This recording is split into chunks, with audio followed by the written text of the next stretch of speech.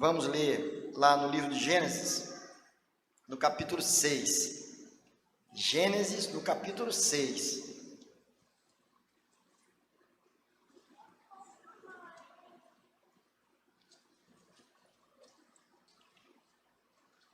Nós vamos ler os versos de 1 a 12. 6, Gênesis. É tão bom, né, quando o pregador diz assim: vamos abrir nossas Bíblias em Salmos. Vai lá no meio da Bíblia, abre rápido. Gênesis é o primeiro. Agora, quando diz assim, em Jonas, aí tem que correr para o índice, não é? E se o netinho ou filho arrancou o índice da Bíblia, aí, meu Deus do céu, a procura é grande. Mas até a bênção apostólica que o irmão acha, né? Então vamos ler Gênesis 6, de 1 a 12, e os irmãos acompanham a leitura.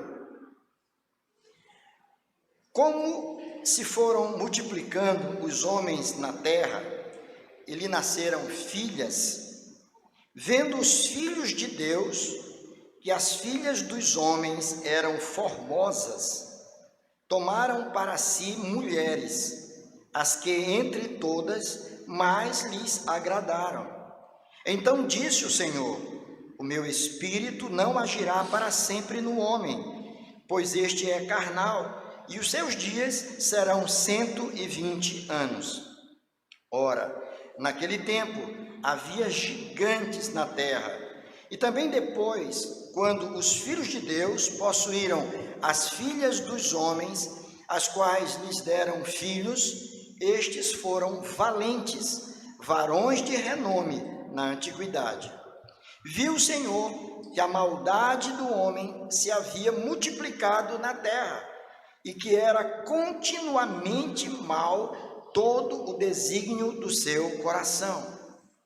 Então se arrependeu o Senhor de ter feito o homem na terra, e isso lhe pesou no coração. Disse o Senhor: farei desaparecer da face da terra o homem que criei, o homem e o animal, os répteis e as aves dos céus, porque me arrependo de os haver feito. Porém Noé achou graça diante do Senhor. Eis a história de Noé. Noé era homem justo e íntegro entre os seus contemporâneos. Noé andava com Deus. Gerou 3 filhos, Sem, Cã e Jafé. A terra estava corrompida à vista de Deus e cheia de violência. Viu Deus a terra, e eis que estava corrompida, porque todo ser vivente havia corrompido o seu caminho na terra. Vamos orar? Ó Deus, Deus misericordioso, olha para nós nesta hora, Senhor. Tu sabes da nossa necessidade. E a maior necessidade que temos é a necessidade do Senhor, ó Deus. É do alimento que procede do Senhor. Por isso te pedimos, Senhor, que em nome de Jesus, Tu nos abençoe nesta manhã. Que o Senhor fale ao nosso coração, ó Deus. Usa-me, Senhor, como instrumento em Tuas mãos, como boca do Senhor, a falar aos meus irmãos queridos, Senhor. E que todos nós, tanto eu quanto eles, sejamos todos, como família do Senhor, alimentados nesta manhã, edificados, fortalecidos e desafiados a viver de uma forma agradável ao Senhor. Olha para nós, Senhor, usa de misericórdia para conosco, em nome de Jesus é que oramos, agradecidos, amém. Queridos irmãos, não é difícil constatar que os tempos mudaram muito. E esse é um fenômeno que acontece desde o surgimento de todas as coisas. E essa mudança, ela continuará acontecendo até o dia em que o Senhor Deus colocar um ponto final na história da humanidade. E se você não se atentou para isso, eu quero chamar a sua atenção nesta manhã acerca desta verdade. Haverá o dia, chegará o dia em que a história se encerrará, em que as coisas se encerrarão, e é Deus quem assim o fará. E as Escrituras, não obstante, não marquem exatamente a data em que isso vai acontecer, mas a Bíblia nos fala de sinais que antecederão não somente a vinda de Cristo, como um encerramento de todas as coisas. Por isso nós temos que estar atentos a exatamente esses sinais, atento a todos os movimentos que muitas vezes nos envolvem. As coisas de fato mudaram. Se isso pode ser constatado para um jovem de 18 anos, para um adolescente de 15 anos, imagine para um homem de terceira idade, já às portas de completar seus 65 anos. Com a graça de Deus o farei já no próximo mês. A gente olha para trás e não temos nenhuma dificuldade de constatar que as coisas mudaram. Conversava ainda ontem com uma pessoa, um amigo, e dizia para ele: isso é interessante, eu me lembro que no meu tempo ainda de mocidade, de jovem, na década de 70, final da década de 70, nossa mãe, as calças bocas de sino que eu usava, feitas em alfaiate, e era brigando com o alfaiate quando ele não fazia com os centímetros que eu queria para cobrir meu pé. Mas naquele tempo era moda. Hoje, alguns, para entrarem na calça, tem que chamar a família para ajudar, para entrar, porque ela é bem apertadinha. Então tem que puxar, e chama a mulher, chama os filhos, bora, puxa que vai dar, vai entrar. Estou sabendo, vai dar, porque é bem apertado. Os tempos mudam. Mas se mudasse apenas na questão do estilo, da roupa, eu acho até que não daria muito ruim, não. Não daria muito ruim. Mas é mudando muitas coisas. Quando nós pensamos, por exemplo, no conceito de família, o que é família? O que é que nós aprendemos acerca de família? Pai, mãe e filhos. Pai, mãe e filhos. Nas escolas, as festas mais movimentadas eram a festa chamada do Dia das Mães. As mães homenageadas. Estas coisas estão mudando de forma muito acelerada. E você percebe a olhos nus essas mudanças acontecendo. Valores desconstruídos diante dos nossos olhos. E muitas vezes nós fazemos de conta que não estamos vendo. Não queremos ver ou não acreditamos que isso vai muito longe. Mas as coisas estão, de fato, mudando. Irmãos, e não estão mudando para melhor. Não estão mudando para um alinhamento com as Escrituras. Muito pelo contrário, há uma conspiração infernal para excluir da face da terra este livro e as verdades que nela se encontram. Nós estamos vivendo nisso, os nossos filhos estão aí, aprendendo, muitas vezes, se os pais não têm cuidados, novos valores. Aqui acolá você encontra um filho cantando uma música que música é essa, menino? Onde você aprendeu? Ele aprendeu no celular da mamãe, do papai, do vovô, da vovó, facilmente. E a gente vê uma conspiração, nós estamos cercados de todos os lados, e o grande problema com tudo isso é porque há uma necessidade humana, uma necessidade nossa, de sermos aceitos pelo meio em que nós estamos. Nós temos essa necessidade, nós não queremos ser diferentes dos outros, nós queremos nos alinhar mais ou menos como os outros, daí porque nós nos vestimos como nos vestimos. Quem é que ainda hoje anda de terno de linho branco na rua grande? Mas antigamente era muito comum usar isso, né? Era normal, o homem que andava de terno de linho branco, nossa, era muito chique, era muito bonito, era muito decente. A violência campeia solta. Aonde você encontra ainda nos bairros, não estou falando de condomínio, famílias sentadas à porta, vendo os meninos brincando, de bolinha, de qualquer coisa. Isso não existe mais. E eu me lembro um dia ainda com a Abigail, isso já faz algum tempo, nós morávamos ainda no Turu, meu filho tinha ido à faculdade no meu carro, e eu tinha marcado uma visita para uma irmã que mora também no Turu. E nós saímos de casa, caminhando de mão dada, como fazemos, né? Isso era umas 7 da noite. Conjunto habitacional Turu, parecido com o conjunto que eu morei antes de casar, que foi a Coab. Mesmo padrão de casa. Aí eu estava andando, coisa linda, um casalzinho de mão dada. E eu comentava com ela, como as coisas estão diferentes, né, Abigail? A gente não vê mais ninguém na rua.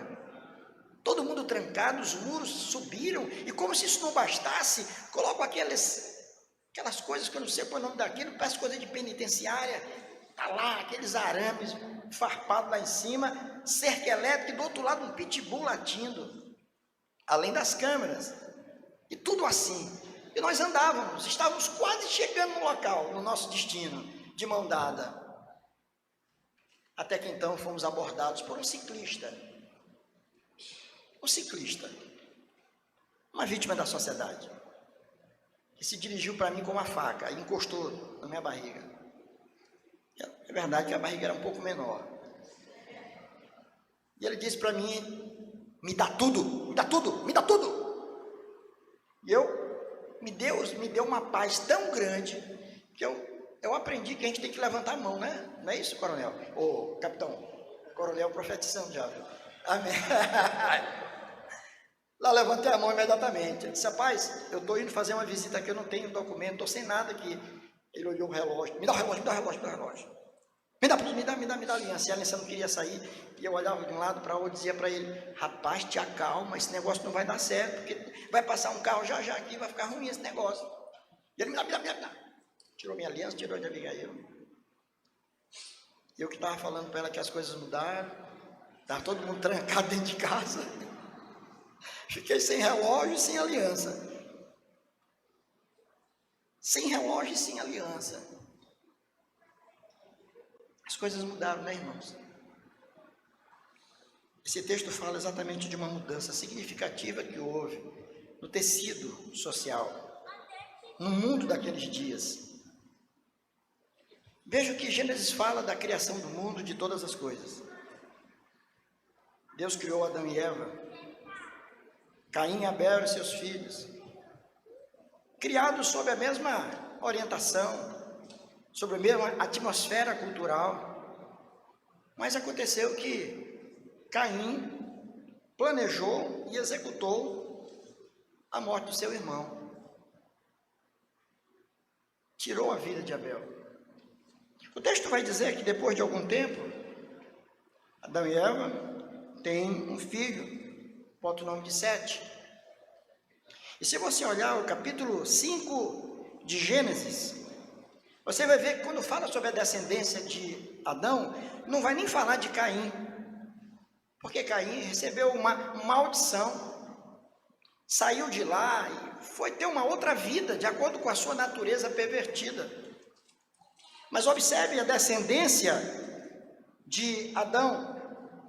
Ele teve Sete, depois veio Enos, depois veio Cainã, Maalalel, depois Jared, depois Enoque. E a Bíblia diz que Enoque andou com Deus. Depois veio Metusalém, o homem que mais viveu sobre a face da terra. Depois veio Lameque, e depois de Lameque, então, veio quem? Noé, que foi exatamente o personagem que nós lemos aqui. Então vejo que passaram-se muitos anos de Adão até Noé. Foram várias gerações que passaram. E muitas mudanças aconteceram desde o dia de Adão até o dia de Noé. Mas que mudanças foram essas? Irmãos, foram mudanças tão graves, tão sérias, mas tão sérias, que Deus não somente, você pode ver isso no verso 5 do capítulo 6, que Deus não somente viu o que estava acontecendo, 3 ações divinas, você vai ver o que Deus viu, o que Deus sentiu e o que Deus realizou.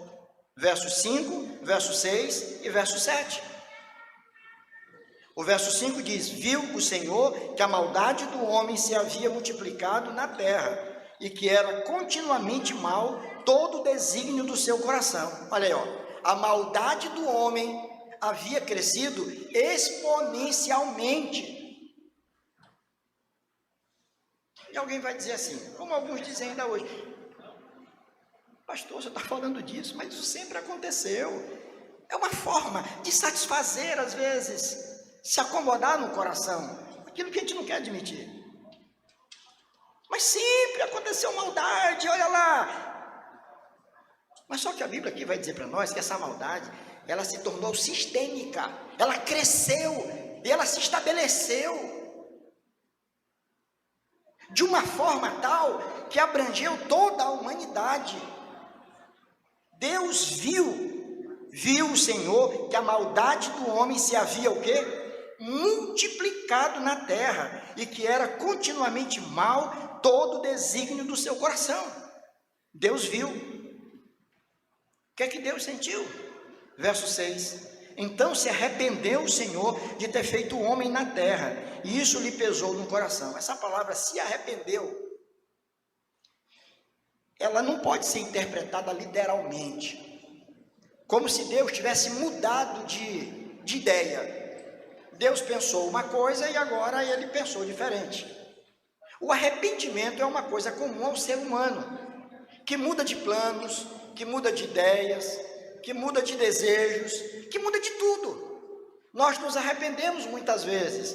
Compramos um carro e depois você diz: me arrependo de comprar esse carro.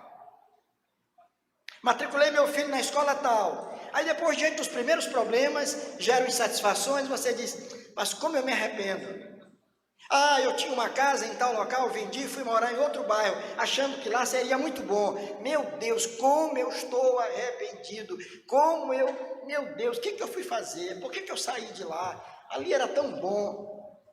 O ser humano se arrepende, isso é natural nosso. Deus não tem do que se arrepender. Esse é um tipo de linguagem utilizada exatamente para que nós possamos compreender um sentimento de Deus. Aqui este se arrependeu, está apontando para uma contrariedade de Deus. Deus estava tão contrariado, Deus estava tão insatisfeito com este homem, que o sentimento, ele ficou insatisfeito com aquilo que ele viu.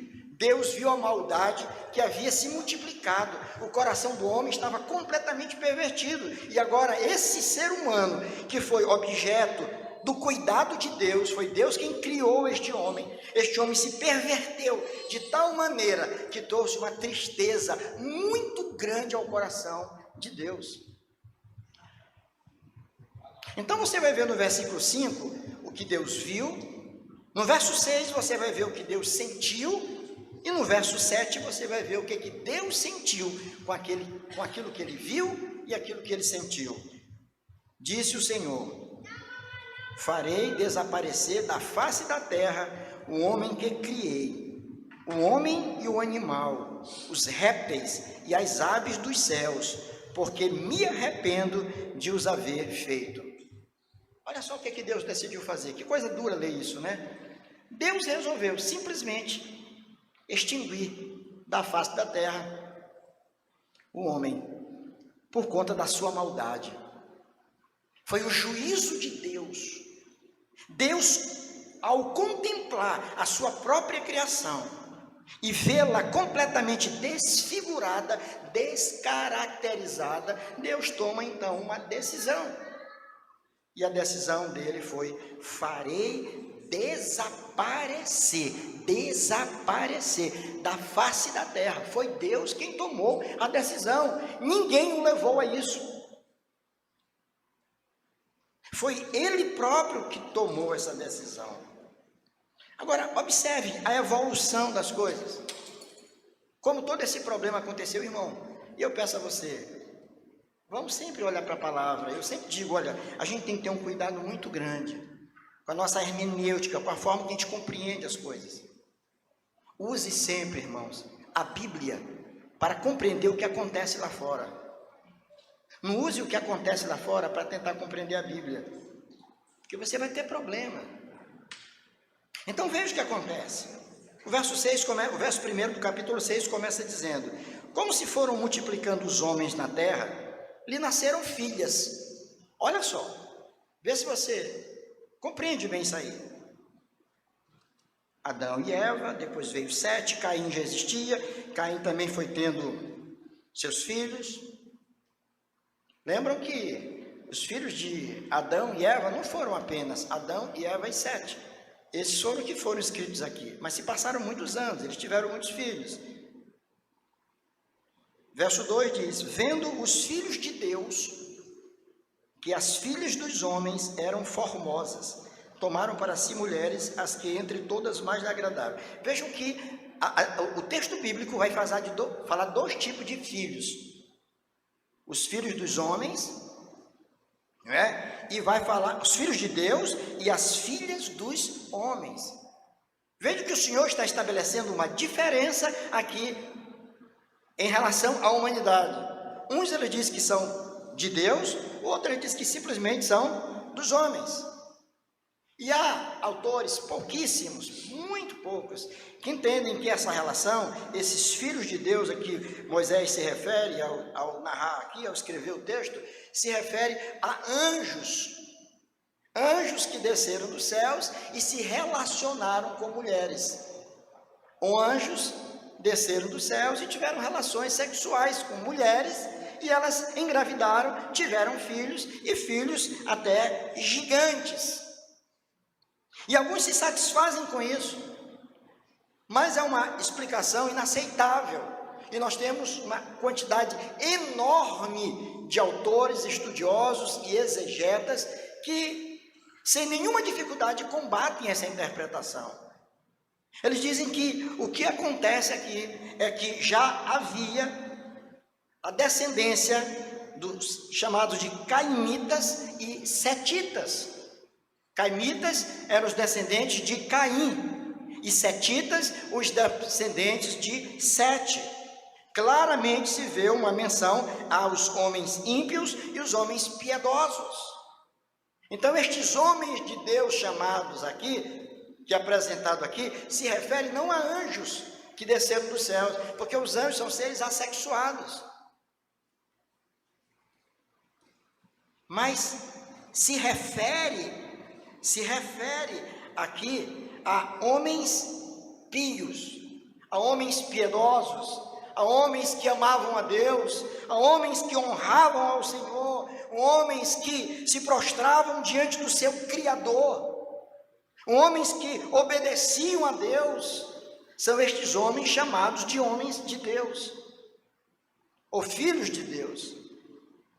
E as filhas dos homens são exatamente a descendência, os descendentes de Caim, ou os cainitas, que foi toda uma geração, olha só o prejuízo, toda uma geração que viveu longe do Senhor.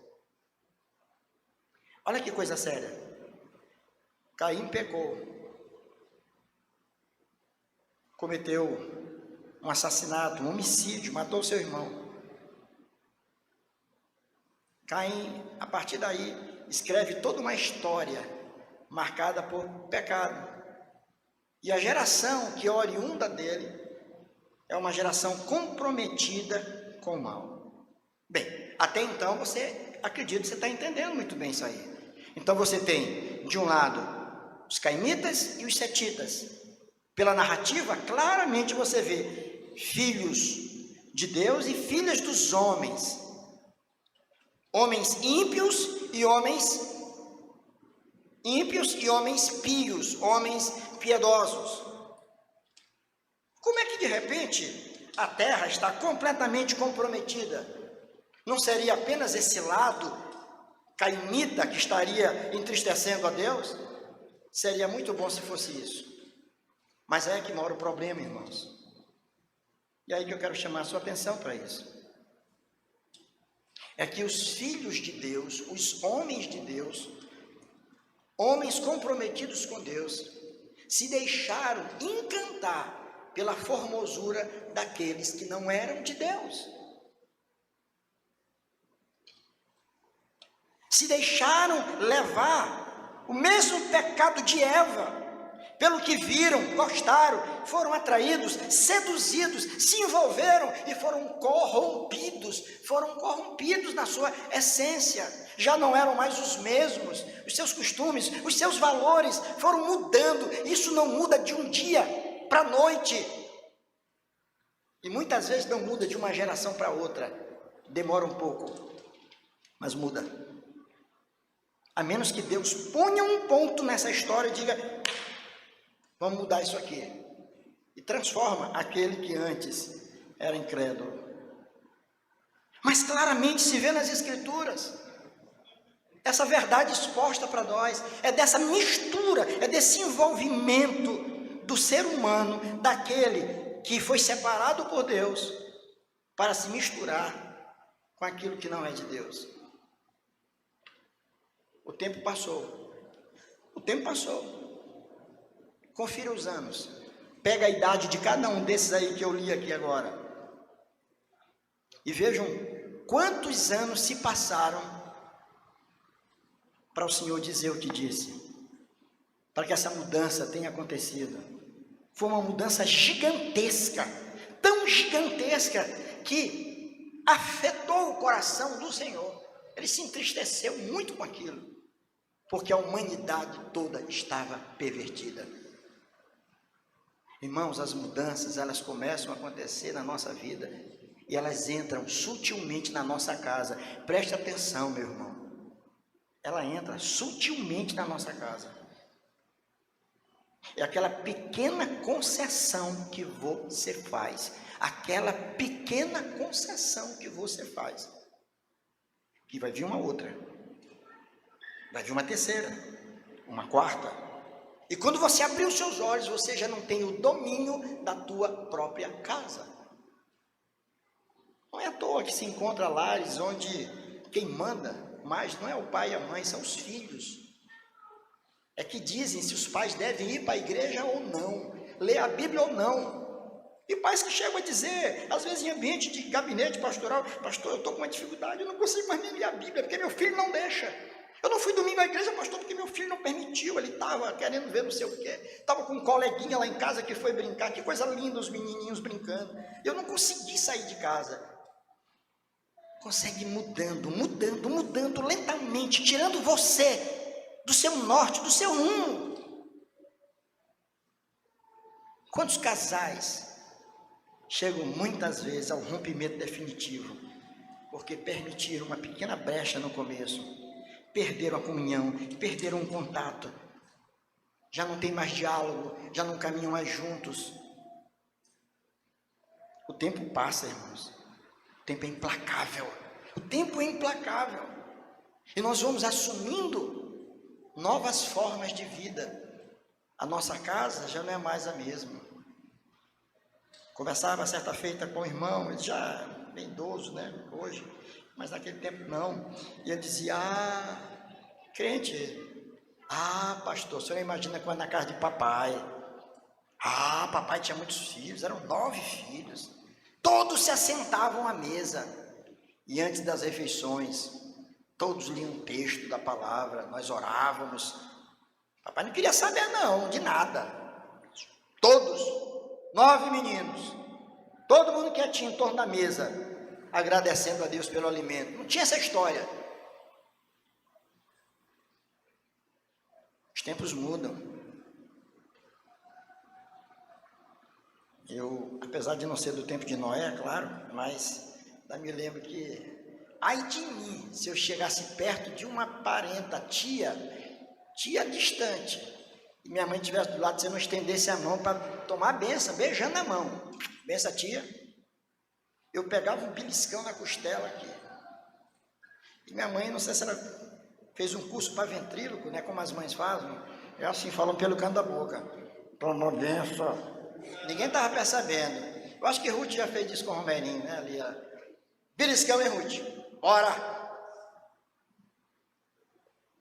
Eram costumes saudáveis, filhos respeitando pais, filho honrando a sua mãe, tratando-a com carinho. Isso tem se perdido também. Filhos que não têm o mínimo respeito para a mãe, para com o pai. Chega em casa de madrugada, muitos embriagados, e acho que é assim mesmo. Estamos vivendo tempos difíceis, irmãos. E aquilo foi acontecendo, e a Bíblia diz aqui, vendo os filhos de Deus, eles viram que as filhas dos homens eram formosas. Olha aí, ó, se deixaram iludir pelo que viram. Cuidado com o que você está vendo. Não foi assim que aconteceu com Eva? Foi ou não foi? A serpente chegou, trouxe lá o fruto, e ela disse, opa, ela viu que era muito bonito, era bom, sentiu desejo, e foi lá e se apropriou, viu, desejou, se apropriou. Mesma coisa, a gente está vendo, e a gente está sendo seduzido por aquilo que Satanás está colocando na nossa frente. Muito cuidado, meu irmão, muito cuidado, minha irmã. Não te deixe cair no canto, nesse canto aí. Peça a Deus que mantenha os teus olhos abertos. Não só para enxergar essas coisas que vão chegando na nossa vida e que vão mudando. Há quanto tempo que você não lê a Bíblia? Aí eu li domingo passado na igreja. Não, essa não vale, em casa. Há quanto tempo você não tem vida devocional com Deus? Ah, pastor, mas a vida mudou, hoje eu não tenho tempo. Pastor, eu já levanto, tá arrumando menino para ir para a escola, é o marido querendo a toalha, está no banheiro, esse homem nunca sabe imitar nada. É o marido dizendo também, eu não tenho tempo, porque deu um problema no carro, tive que levantar para ajeitar um negócio lá. Não tive tempo, pastor, não tive tempo. A gente encontra muitas justificativas para as nossas falhas, para os nossos erros. E Satanás vai batendo palma e vibrando quando essas coisas acontecem. Porque esses costumes vão se sedimentando e vão se tornando uma coisa natural na nossa vida. Sabe? A gente não percebe. Satanás não é... Ele sabe como fazer as coisas. Ele não vai tentar te enganar, te oferecendo uma coisa detestável a você. Você facilmente dizer, eu não sou disso não, sai fora. Ele não vai fazer com que teu filho querido, esse menino que você ama, essa filha que você é admirável, ele não vai trazer para si, oferecendo na porta da escola rapidamente, sabe, um presente, um bombom que tenha droga dentro. Ele vai cativar, ele sabe como fazer. Cativa, leva, e vai levando, e vai conduzindo, até o momento que ele abocanha. Ele vai engordando. Aquele animal que você compra no começo do ano, vai engordando para matar no Natal. Satanás faz assim, ele vai engordando. Tem muito crente que está gordinho, que é uma beleza, está no ponto de ser abatido. Satanás está só preparando ele, ó. Ele está negligenciando, ele está dando desdobro, ele está inventando coisa, dando desculpa, e ele está assimilando o mundo, ele está assimilando a linguagem do mundo, a forma de viver do mundo, e daqui a pouco ele é tragado facilmente.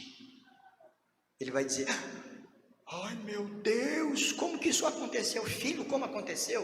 Há 20 anos que o inimigo vem trabalhando na tua vida, para mudar a tua forma de enxergar o mundo. Hoje tem gente que não vê mais a maldade no mundo, ele não consegue enxergar, ele não percebe. Está tudo normal como sempre teve.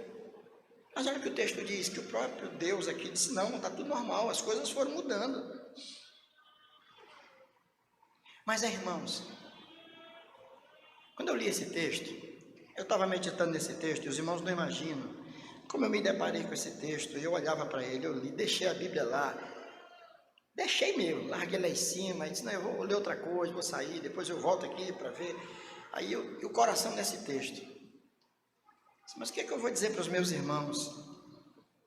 Isso é uma realidade. Mas tem uma coisa aqui, meu irmão, que chamou a minha atenção. Uma coisa chamou a minha atenção. E eu faço uma pergunta para vocês. Apesar do quadro triste em que Noé viveu, e o quadro triste em que a humanidade, não estou falando do Brasil, estou falando da humanidade, que a humanidade vive em termos de distanciamento de Deus, apesar de toda a religiosidade. A cada dia surgem novas religiões, e religiões inclusive chamadas de evangélicas, igrejas chamadas de evangélicas, igrejas inclusivas. Aquela igreja que nada é proibido, tudo pode. Igreja pastoreada por um casal de homossexuais, de um travesti, um travecão na frente lá pregando, e para muita gente, qual é o problema? Isso é a opção dele, não tem nada a ver com isso. Está acontecendo. Mas apesar de tudo isso, dessa desconstrução, desse desmantelamento todo que nós encontramos, eu pergunto para os irmãos, é possível nesse mundo marcado pelo pecado, é possível viver piedosamente? Será que é possível viver sem nos comprometer? Será possível a gente desfrutar da vida da melhor maneira possível? Curtir a vida no bom sentido, com a nossa família, com os nossos queridos parentes, com os nossos irmãos, desfrutar de tudo aquilo que Deus tem nos dado, de um sol lindo como esse? Será que é possível a gente viver bem, de forma que agrade a Deus, mesmo num mundo marcado pelo pecado? A resposta não pode ser outra, a não ser sim. Porque nós temos aqui a resposta.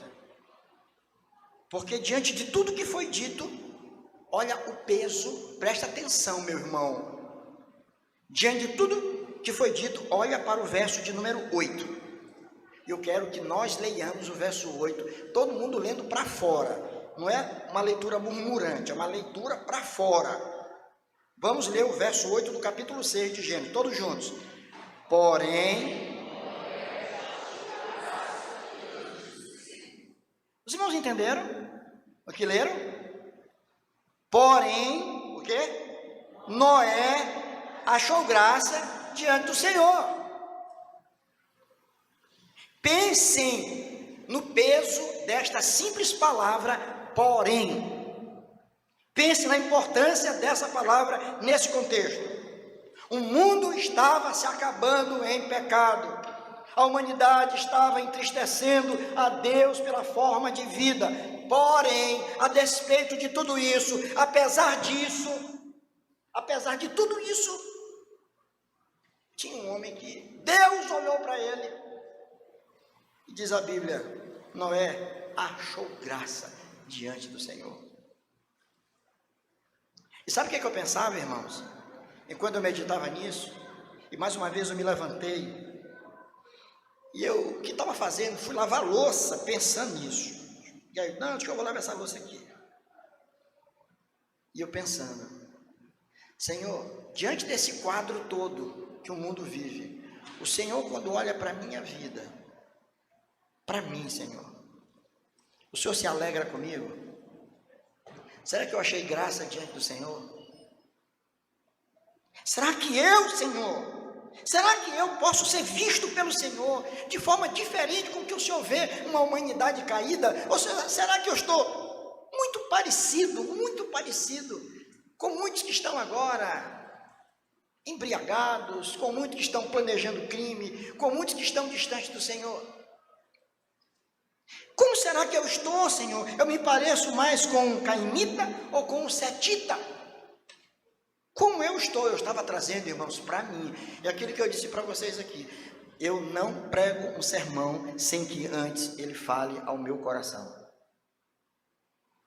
Pregar um sermão numa igreja não é uma tarefa tão difícil quando você aprende as técnicas de pegar um texto, fazer exegese do texto, usar corretamente a hermenêutica, depois aplicar a homilética e fazer um esboço e apresentar um sermão.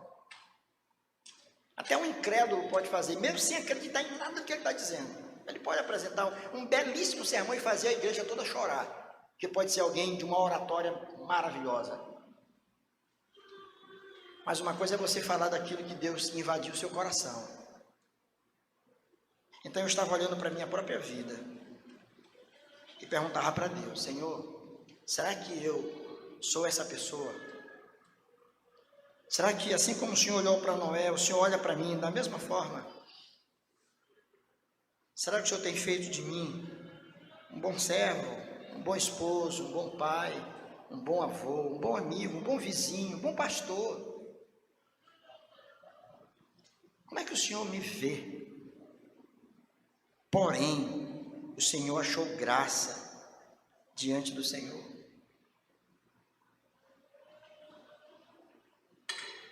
Verso 9. Eis a história de Noé. Olha a história de Noé. Como era Noé?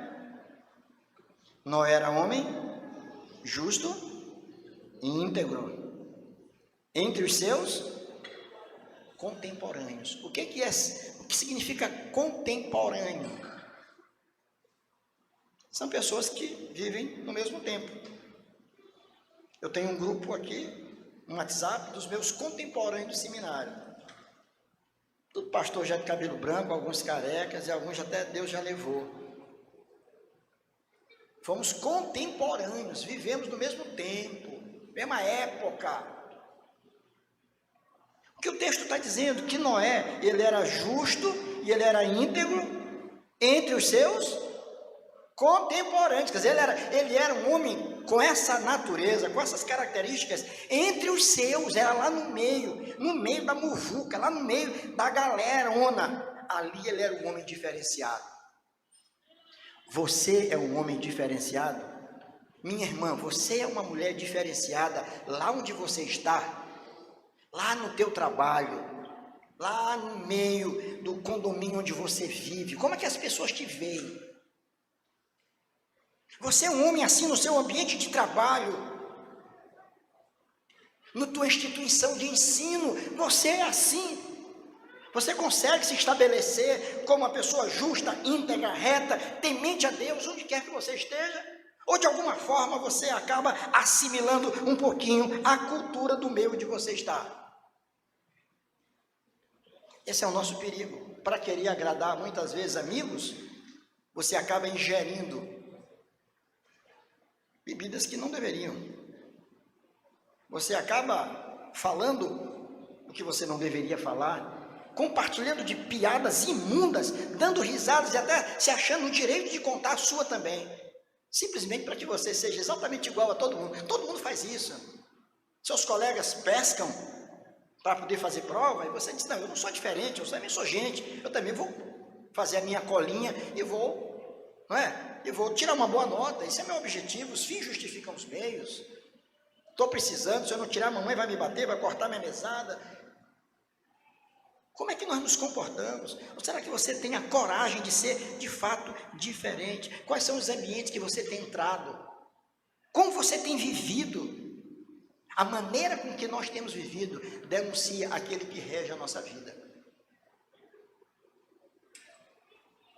Ah, pastor, como isso é duro.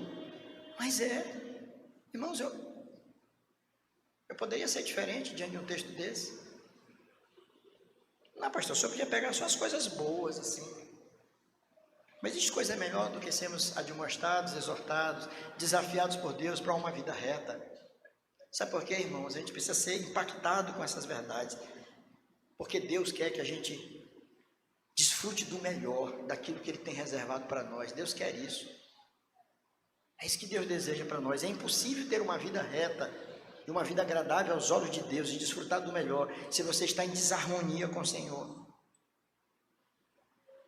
Então, olha como era Noé. Olha o verso 11 e 12 agora. Os dois últimos versos do texto que nós lemos. E diz, a terra estava como?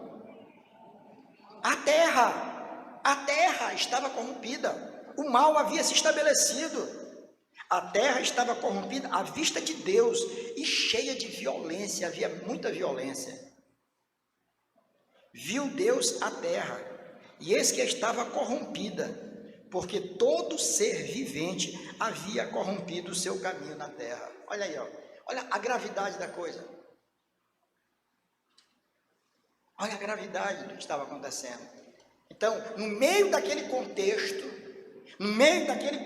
de grande turbulência espiritual, de decadência espiritual, de violência, de imoralidade, de distanciamento de Deus, eu estou me referindo à humanidade como um todo. Não estou particularizando aqui que isso acontece no Brasil. Não, em todo lugar, irmãos. Esse mal, ele vai penetrando nas estruturas sociais, na família principalmente. E a gente não percebe, porque Satanás é sutil. Mas a despeito de tudo isso, ali havia um homem que diz o texto, Noé achou graça. Não é como diz o reformador João Calvino. Calvino vai dizer que Moisés, ao escrever isso aqui, ele não distingue os filhos de Deus dos filhos dos homens, porque fossem de natureza e origens diferentes por si mesmos. Não. Calvino vai dizer que Deus os distingue por conta da ação graciosa de Deus na vida deles. Se Deus não tivesse agido graciosamente na nossa vida, irmãos, nós estaríamos vivendo da mesma forma que os homens seculares sem Deus vivem. Vivem para o trabalho, muitas vezes vivem até para a família, está fazendo tudo direitinho, mas está com o coração longe do Senhor. Nós poderíamos estar aí, talvez você não fosse um marginal qualquer, você não fosse um homicida, você não fosse um homem que caísse embriagado pelas ruas, mas quem sabe você estava vivendo hoje longe de Deus, sem querer saber nada sobre Deus, distante do Senhor. Mas é pela graça que foi, a graça de Deus nos alcançou e fez de nós pessoas sensíveis à palavra. Deus transformou a nossa vida num dia lindo como esse, ensolarado. Nós estamos sentados aqui, dentro de um templo, cultuando a Deus. Sim, irmãos, é possível viver de forma piedosa em meio a um mundo em flagrante decadência. Isso é possível se observarmos algumas coisas importantes. É possível se compreendermos perfeitamente como Deus percebe a humanidade. Nunca esqueça disso. O juízo de Deus é perfeito. Deus é um justo juiz. Ele é um justo juiz. Deus olha e julga retamente. O salmista vai dizer que Deus, no Salmo 4, ele distingue para si o homem piedoso. Ele distingue, no meio da multidão, ele distingue para si o homem piedoso. É tipo uma mãe que ama muito seu filho, e no meio de um desfile, os meninos estão todos enfileirados, lá no meio tem um monte de menino, mas ela consegue distinguir, aquele lá é o meu. Quem? Aonde? Qual? Mas ela sabe, ela conhece, ela ama seu filho tanto que ela conhece. É um detalhezinho. A farda é a mesma, o uniforme é o mesmo, a estatura às vezes é a mesma, mas ela conhece, aquele é o meu. Eu tenho certeza. Deus conhece os seus. Deus olha para a humanidade e sabe perfeitamente aqueles que são seus. Ele julga retamente, ele conhece perfeitamente. Ele é Deus. Ele não confunde o ímpio com o homem piedoso. Ele sabe. E nós precisamos compreender isso, irmãos.